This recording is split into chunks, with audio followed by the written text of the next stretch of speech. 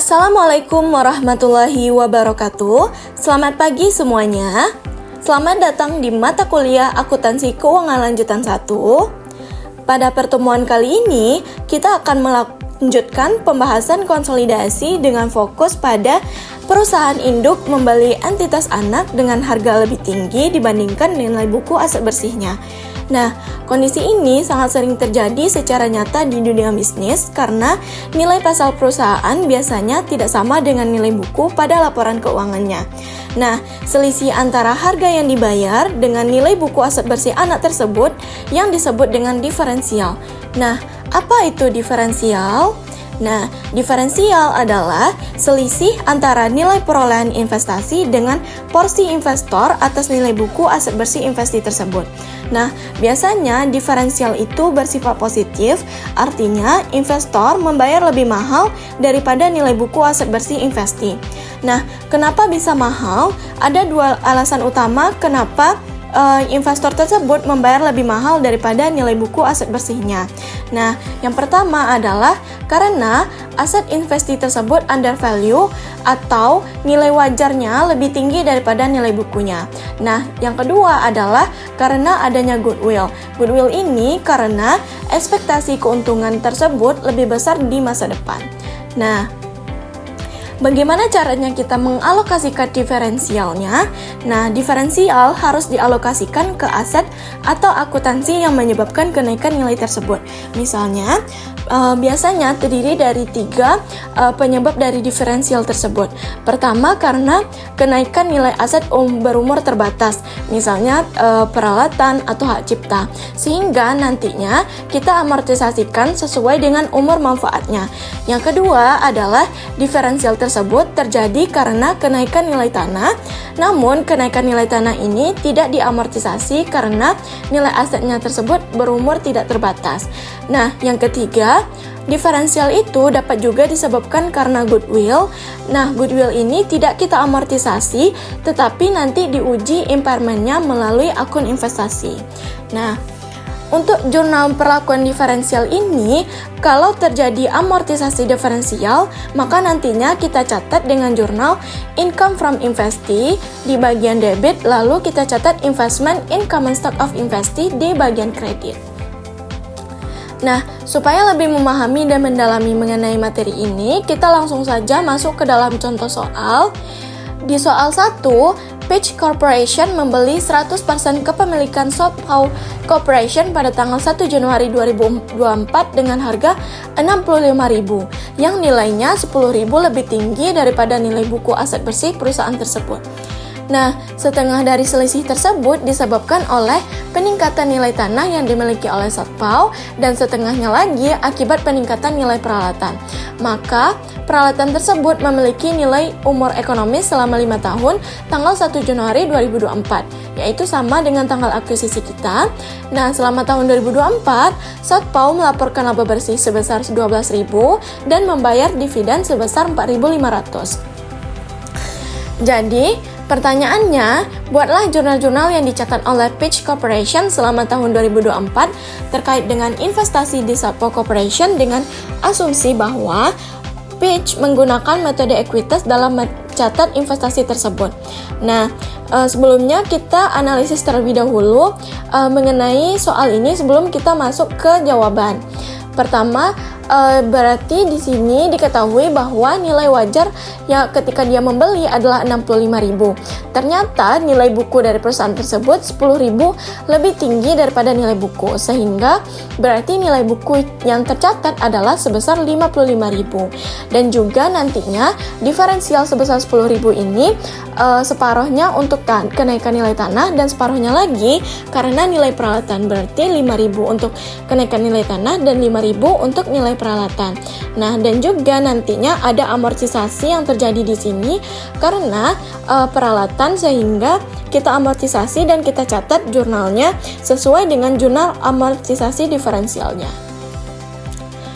Berarti untuk jawaban soal pertama adalah pertama kali kita catat terlebih dahulu investasi awalnya. Kita catat investment in Southpaw Corporation 65.000 di debit, lalu cashnya 65.000 di bagian kredit. Selanjutnya kita mencatat laba, berarti kita catat investment in South Pole Corporation 12.000, income from South Pole Corporation di bagian kredit 12.000. Dan selanjutnya adalah kita catat dividen, karena kepemilikan kita 100%, berarti kita catat cash on investment in South Pole Corporation sebesar 4.500. Nah, selanjutnya kita hitung terlebih dahulu berapa diferensialnya dan berapa amortisasinya. Tadi diketahui bahwa nilai wajar dari pembeliannya 65.000, sedangkan nilai bukunya adalah 55.000, sehingga diferensialnya ada 10.000. Nah, diferensial ini kita atribusikan separuhnya ke tanah 5.000 dan separuhnya lagi ke equipment sebesar 5.000.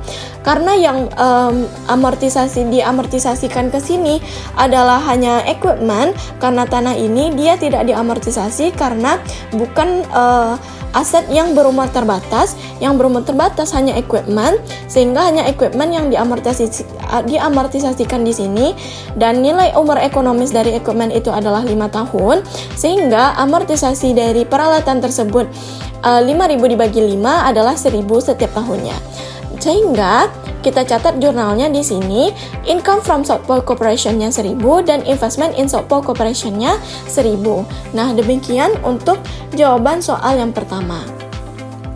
Untuk memahami lebih dalam lagi mengenai materi ini, kita lanjut ke soal kedua, di mana di soal kedua ini kita akan melakukan pencatatan untuk tahun pertama dan tahun kedua terhadap akuisisi perusahaan.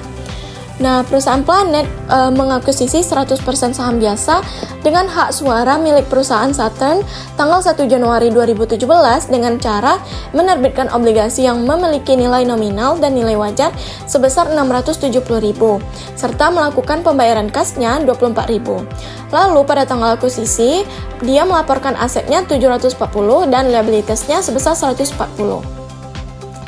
Sehingga nilai buku dan nilai wajar aset bersih Saturn adalah sama, kecuali untuk tanah dan hak cipta.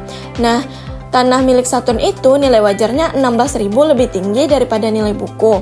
Lalu seluruh sisa harga pembelian dialokasikan pada peningkatan nilai hak cipta Saturn dengan sisa umur manfaatnya selama 8 tahun. Lalu perusahaan Saturn melaporkan rugi sebesar 88.000 pada tahun 2017 dan laba bersih sebesar 120.000 pada tahun 2018. Saturn membagikan dividennya sebesar 24.000 setiap tahunnya. Nah, pertanyaannya, dengan asumsi bahwa perusahaan Planet menggunakan metode ekuitas dalam pencatatan investasi pada perusahaan Saturn, kita disuruh untuk menyiapkan seluruh jurnal yang diperlukan pada tahun 2017 dan 2018. Nah, yang pertama kali kita catat terlebih dahulu investasi tahun 2017, lalu juga kerugian, dan juga kita mencatat dividennya. Nah, begini jawaban untuk soal 2 pada tahun 2017. Investasi awalnya yaitu 694 yang terdiri dari cash-nya 24.000 dan juga bond payable-nya sebesar 670.000. Yang kedua, kita mencatat dividen, berarti kita catat di sini cash-nya sebesar 24.000 dan juga investment kita catat 24.000. Nah, karena pada tahun 2017 perusahaan tersebut rugi, maka kita catat di sini jurnalnya income from Saturn 88.000 dan investment sebesar 88.000. Nah, berarti sudah selesai untuk pencatatannya. Selanjutnya kita hitung terlebih dahulu amortisasi diferensialnya. Pertama kali kita hitung terlebih dahulu berapa total diferensial yang kita atribusikan ke hak cipta. Tadi diketahui bahwa nilai buku asetnya 740.000 dan nilai liabilitiesnya 140.000, sehingga net identifiable asetnya adalah 600. Hasil pengurangan dari nilai buku aset dikurangkan dengan liabilitas. Nah, tadi diketahui bahwa nilai wajar tanah tersebut adalah sebesar 616.000, sehingga nilai wajar dari net aset totalnya adalah 616.000. Dan jumlah yang kita bayarkan atau yang kita investasikan adalah 694.000, sehingga diferensialnya yang kita alokasikan kepada hak cipta adalah sebesar 78.000. Hasil diferensial dari 694.000 dan 616.000. Nah, Amortisasinya atau nilai ekonomis dari hak cipta tersebut adalah 8 tahun. 78.000 kita bagi dengan 8 tahun, berarti amortisasi kita per periodenya adalah 9.750. Berarti kita langsung masukkan ke jurnal. Untuk amortisasi asetnya, income from Saturn Corporation 9.750 di bagian debit, dan investment in Saturn Corporation 9.750 di bagian kredit. Nah, berarti kita sudah selesai untuk mencatat tahun 2017. Untuk tahun 2018, kita catat sebagai berikut. Jurnal tahun 2018 untuk pencatatan laba bersihnya yaitu investment in Saturn on income sebesar 120.000. Lalu untuk dividennya, karena dividen dibagikan 24.000 setiap tahun, berarti kita catat di sini cash and investment sebesar 24.000. Dan amortisasi tiap tahunnya kita catat income from Saturn sebesar 9.750 di debit dan investment in Saturn 9.750 di kredit. Nah, demikian untuk pembelajaran hari ini mengenai perusahaan induk membeli entitas anak dengan harga lebih tinggi dibandingkan dengan nilai buku aset bersihnya. Silakan membaca materi yang disediakan dan mengerjakan aktivitas lebih lanjut untuk mendapatkan pemahaman lebih mendalam pada iLearn yang disediakan. Nah, sekian, terima kasih. Tetap semangat dan sampai jumpa di pertemuan selanjutnya. Assalamualaikum warahmatullahi wabarakatuh.